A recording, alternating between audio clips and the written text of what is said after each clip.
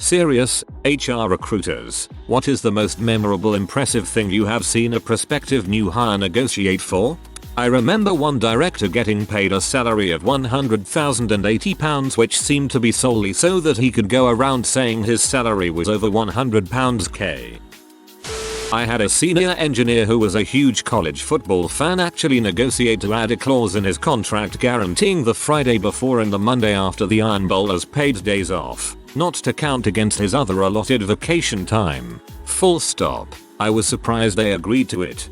Former small business owner here. I once gave a new hire the first day of deer hunting season as a paid day. I knew he would not be in that day anyway. It paid off when he gave me £40 of meat. He also did more actual billable work than any other two people. I live in the mountains and I knew a guy who had a powder day clause in his contract that involved a day off to ski snowboard if we had over 30 centimeters of new snow overnight. Living the dream. The entire boating company functions that way. If it's a powder day, everyone goes to the mountain. They also bring their dogs to work. On any given day, there are around 150 or more dogs in the Burton HQ. My brother-in-law negotiated for 12 weeks leave per year where the standard is 4. I incredulously asked him how he did it and he said something like you've got to know when to push and when to concede. Dude is part freaking Jedi, I swear. I was doing prelim screening via phone for several candidates. Think of it like a mini phone interview to weed out the obvious weirdos or people who have blatantly padded a resume and aren't really qualified. One guy stopped me mid-sentence to inform me that in order to continue with the interview, I was just screening at this point. Our company would have to pay him $50. I was not impressed, but it did stand out. I own a recruitment firm, executive search, for tech companies. I placed a guy in the biggest SaaS vendor going around. He's a senior sales guy. No candidate should ever do the negotiating. They will usually frick it up. This guy was a special case and I trusted him. He negotiated such a huge stock package. The only person with a bigger RSU package was the CEO, country manager included. He even negotiated personal stocks for me as a favor. That was freaking unbelievable. My guess is he was a good salesman. Their father's birthday. They only wanted the birthday for that 1 year because his father was terminally ill. We were a relatively small organization. We agreed, and he seemed legitimately shocked that we had said yes so easily and he almost teared up. It was at the end of the interview. Dude was a great employee. I think he still works there. Months of free pay. Guy was a citizen but he kept having his wife's visa held up and she was 9 months pregnant. Didn't show up for months due to these complications and threatened to quit if he didn't get regular salary. So they just paid him for the 3 or 4 months it took for him to get his crap together. Mother sucker even got his quarterly bonus despite never having actually started to work. I used to recruit SAP and Oracle professionals who would travel from all over the country to work in the DC area. These guys would negotiate anywhere from $140 per hour to $200 per hour. I almost crap a brick when I found out how much they can make. That rate also doesn't include having all their meals and hotel paid for. SAP consultants make absolutely stupid amounts of money. The one we use drives a Lambo. Our temp agency needed a new sales manager. Position offered $30,000 W1 capped commission. I interviewed this guy. He wanted $50,000 and a truck. We are in Texas. I told him I would get back with him. You know that feeling? When you meet someone and you know they are the right one for the job. I knew he was worth more than that. I fought tooth and nail to get him on board. But the owner was cheap. This guy interviewed with our closest competitor, where my best friend works and she got the approval to hire him. She spilled the beans over drinks. He gets $55,000, a new truck every 2 years, and get reimbursed every week instead of every month. He is a great salesman. He took 6-10 of our big clients. Every time he did, I asked the owner if could have afforded him. My friend's office went from 2 branches to 7 and I got unemployment. I would have applied at the competitors and told them you fought tooth and nail for that guy. Another department head of the government that I work for called me over for what I had annoyingly assumed would be legal advice, without an appointment. and sat me down when I arrived and asked how much money I was making. I kind of thought that was rude, but pay disparity has been an issue here, so I told him. He then asked how much money I wanted to make, and then I realized this conversation was a job offer. I tossed out a number 22% above my then current pay range and equal to the assistant department head position. He said okay, and then I wished I had asked for more money because the benefits and vacay around here are already pretty dang good. One of the guys who joined our production engineering group successfully negotiated that he would get the Friday before USC-UCLA football game off. He was a die-hard Trojan, and our engineering manager is also a Trojan, so he let the guy take the days off. A company car. No travel was required for work for this guy at all. He gets a new car every 2 years. He's not had his own vehicle in probably 12 years at this point. They cover maintenance and insurance. He gets a free car. I texted and asked. He is wrapping up a lease on a Cadillac CTS, and he said it looks like he's getting a new Impala come September. I have no idea what he gets paid, but frick him for not having to worry about a car. I called and talked to him last night about this. This is on top of his normal pay, and they do include it in his total compensation. So he is taxed on it somehow. They do 24-month leases because somehow it's cheaper for the company. They are switching to Chevy GMC from Cadillac just due to price. As far as asking for the vehicle, when they offered him the job, he said he wanted whatever money they were offering plus a company car. They accepted it. Not having to worry about a car. Well, unless he gets fired. That would be really funny actually. Boss calls him in at the end of a Friday, tells him he's fired, and now he doesn't have a car to drive home. Corporate recruiter here. This happened 2 weeks ago. I was discussing when an applicant could come in and get started with my company. This is when the applicant said, I need to know when you will tell my company that I am leaving. After getting him to repeat himself, it hit me that this guy wanted me to call his company and tell them he is leaving. I quickly pulled my offer. I mean, I'm sorry, but my mom can't do it. She's driving me to my dodgeball league later that day. I had one maintenance engineer as for $72K, plus it had to be door to door. Plus it had to have a car and also 30 days holiday. He said he wouldn't take anything less. I continued through my questions and asked about his current employment. He told me he was currently between jobs because he just couldn't find the right one. He was basically looking for diamonds in a woodwork store. We negotiated that the new company buy our house so we could move quickly. They build homes, so it wasn't totally unreasonable. My wife was super pregnant and I was being courted by a major defense contractor that was going to mean a 38% raise on my current salary. My dilemma was, do I stay with the lower salary and be able to use all the leave I saved up when my son comes, or do I take the new job that will enable me to better support our single income family? In my interview, I was able to convince the hiring manager to agree to an additional 7 days of paid leave on top of the normal amount so I could stay home with my wife after my son was born. The whole lack of paternity leave is horseshit. I agree paternity leave should be more common, but here I am surprised that you can support your wife and child and yourself with a single income. On top of paying for her moving expenses, a friend of mine moving from Colorado to Florida for work got an extra $5K to change her wardrobe to better fit her new environment. My favorite is when I tell someone that we are passing on their app and they get mad at me and ask for a manager. This is not freaking retail, people. A friend was being recruited for a contractor position for a 2-year contract. He had a very good salaried job and didn't really want a new gig, but they kept pushing. He asked for a rate of $1,000 a day and to everyone's shock they accepted. This kind of thing happens to my boyfriend all the time. He pushes his luck assuming people will say no, like when he tells people his rate is $100 an hour, and they almost always say yes. The one time he's been turned down, he asked for $35,000 to fly across the country and set up a company's servers on short notice. It was easily a $3,000 job. I negotiated a pay raise from £17K to £28K. Switching jobs, not great, but a fair jump. The HR guy blushed and said okay, anything else? To which I said yes. A £2K relocation allowance and private healthcare. To which he gasped and started scribbling down. Offered me £26K, £2K relocation allowance, Private healthcare, to which I agreed with a slight caveat. £26 £2 relocation tax free, private healthcare and a 3-month salary review.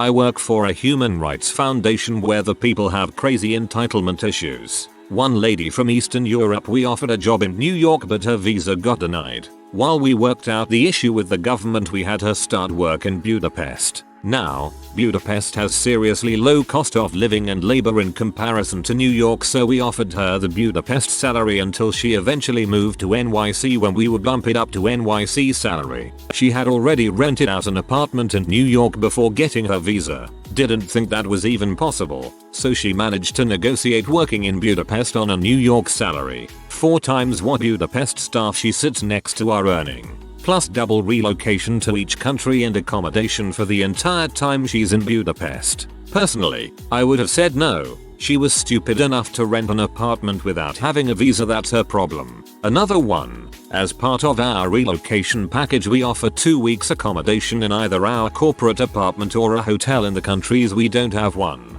Hired a woman who had to move across country to New York and the corporate apartment wasn't free, so we put her up in a relatively nice hotel. She didn't like the air conditioning in her room, but rather than speak to the hotel desk, she called up our HR team and demanded she get moved to another hotel, and she needed 4 weeks now, not 2. $30,000 later and she's staying a month in one of the nicest hotels in Manhattan. I have so many stories, but the surprising thing is that they are mostly from staff in New York. European offices aren't so bad. I offered a woman a job in our Pakistan office. Amazing salary and benefits, especially for the location. Woman insisted that we were offering her a low salary because she's a woman, despite the fact that we offered her more than the male employee she was replacing, who had been with us for 10 years, and as an organization we do a lot for women's rights. She wouldn't let up and I eventually handed over to our regional HR partner. She got a higher offer, pension, medical, 2 private drivers, 1 to take her to work and 1 to take her kids to school, and a huge annual bonus. Current recruitment HC consultant. Have done IT headhunting. SAP dude negotiated a 4-day work week, 3 days work from home. Salary range was $115-125, lower for SAP. Guy petitioned for $175 hourly. He got it. My sister used to work for an engineering firm.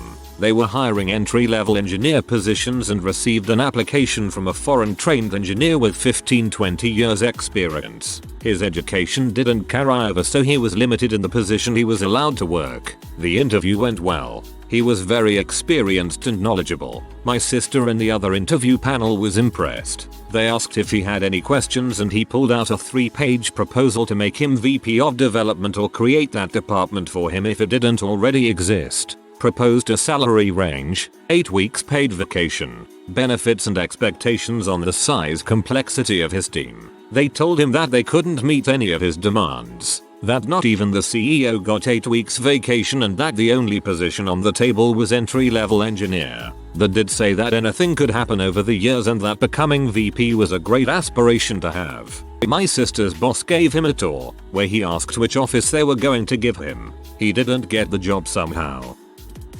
Former tech recruiter had a candidate negotiate his salary from $130K, $165K, a $35K relocation package, Arizona to Colorado, $50K stock options, and a $40K yearly bonus. I was floored. Placed another candidate there and told him to negotiate for something similar. The company gave into that too.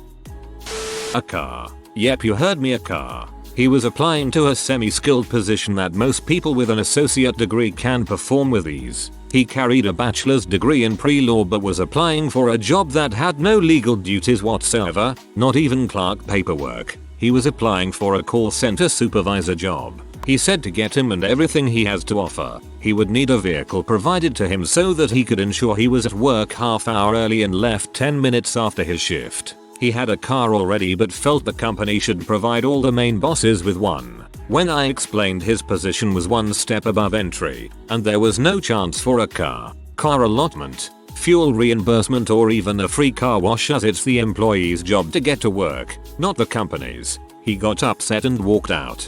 He thought he was applying to a 75k a year job, but the post clearly stated starting wages are from 28-31k. Claims to be all that, and PL doesn't even read the posting. Let me begin by saying his request was not granted. This wasn't big or amazing, but it was memorable for being so petty and entitled. One employee claimed that his brand new shirt that he got for Father's Day got caught on the door of a stall in the men's room. He wrote a formal letter of complaint to the freaking director of the organization, demanding that he be reimbursed the money to buy a new shirt immediately. Apparently it was the organization's responsibility to warn him that bathroom door locks are not flush with the doors themselves. I'm not sure if the director ever gave the employee a talking to for wasting his time, but from my position I can see that no formal reply was made. As you might imagine, the guy was super petty in all his interactions here, and eventually left because the two little old ladies who were his immediate co-workers weren't showing him the respect he deserved in the workplace. My cousin negotiated his way into a job with different qualifications than what they were looking for. They needed a civil engineer, and he was a mechanical engineer. He argued his point why it would be advantageous to hire him because he could do some of both duties. He got the job. Often the title doesn't matter all that much. In my group we have mechanical, civil, electrical and chemical engineers, and we all do the same things. Semi-relevant. There was an episode of Shark Tank where Mark Cuban gave an offer to invest. The entrepreneurs counted with the offer he gave plus Mavs season tickets. He claimed those were sold out. They settled for joining him in his box for a game. That was pretty cool. Had never even thought of that as a possibility before that. I worked for a company for a year in finance. I knew how to automate things through computer programming that nobody else knew. So when my review came around, I negotiated for a $300 HR consulting wage for whenever the programming team would need me. I remember working a 78-hour week for them. 78 hours x $300 equals $23,400 a week. Tough life. Interviewing for an IT contractor position. An older gentleman needed a quiet, secluded place in the bank to nap once or twice a day. It did not happen to me, but my boss was telling me about a mathematician applying for a position in an insurance company. We work at a recruitment company. When he asked him how much $$ he wanted to make, he gave us a very specific number, even including cents, for the annual wage. When he was asked why, he told us that is because he wanted to have a monthly wage that is a prime number. A developer requested specifically to have a paragraph to not work with a specific customer. The request was not unreasonable, and the developer was talented enough to make it worth it for the company anyway. Free tickets to events. My company is a big sponsor to a lot social things in the area, from sports teams to a symphony to museums. This was some lowly associate who'd be lucky to get 3 weeks vacation starting. He lasted about 3 months. As I was finishing up my chartered accountancy exams, pending results of the final exam, I was also interviewing for a much better job in investment banking. One of their desires for this job was that the applicant be a chartered accountant, which, although helpful, wasn't a strict requirement as I don't directly offer accounting advice in my role. Anyway, results come around and I failed the exam. However, I had already accepted this offer, which was about 50% more in base, plus multiples more in bonus, than my current role at my non-fully qualified salary. Didn't really bring it up that I flunked the exam, and nobody has been chasing me for it either. I'm good at my job, and not having this piece of paper hasn't been detrimental to my career. I wasn't the recruiter, but I worked for a company that needed to bring in outside consultants for a project. This turned into a nightmare situation for the company and us developers working on the project. Out of college, I started working at a small software shop. We mostly did web app stuff for some companies and some custom work. Not just a website like Visitors at, but actual web applications for inventory management and sales compliance. So pretty intricate stuff. Since we were a small shop, we had about 10-12 developers that were spread over a few projects. Our owner always wanted more work because obviously more work means more income. Except he wasn't too keen on hiring new developers because the workload would vary. In my last year working there, we have one of our clients that wants to implement an inventory system for a branch of their business. This hits at the same time we get a lot more work, and we realize we need to have a pretty in-depth ETL extract transform, load, process for their data and to get that data to interface nicely without spec. We told the managers that this will end up being a pretty decent amount of time for the devs, but that if we buy a specific tool that is part of the Microsoft package, or really a bunch of other tools, that we can get the work done in-house. Owner determines he would rather consult us out. Problem is, he puts one of the non-tech managers in charge of the hiring process and he lacked the knowledge to make a proper call. Long story short, we choose to go with these two older guys who have been doing consulting for a while. Good reputations and references. Problems start right away. One guy is acting like a project manager and his partner is the main engineer. His partner decides to essentially recreate the wheel. He tries to write an ETL program from scratch. While not necessarily a terrible choice, it was considering the fact that there are many tools or options he could have implemented for at least a partial solution. It would be like rewriting Microsoft Word to make a word process app. Doesn't make sense. We end up getting late deadline over late deadline. The new code that's supposed to be working and he guarantees it works, it doesn't. This goes on for 8 months. Absolutely the same crap. Keep in mind we would have had this completed in-house if we went that route. All said and done, we fired them. Their work was unusable. Boss ended up having to pay the consultants a combined amount of $130k for 8 months of work that was unusable.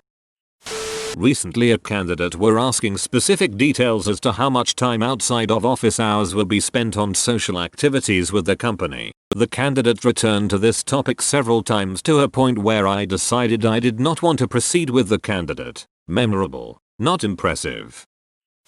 If you are new to the channel, you can subscribe. I publish new videos every day. Until then, check another video.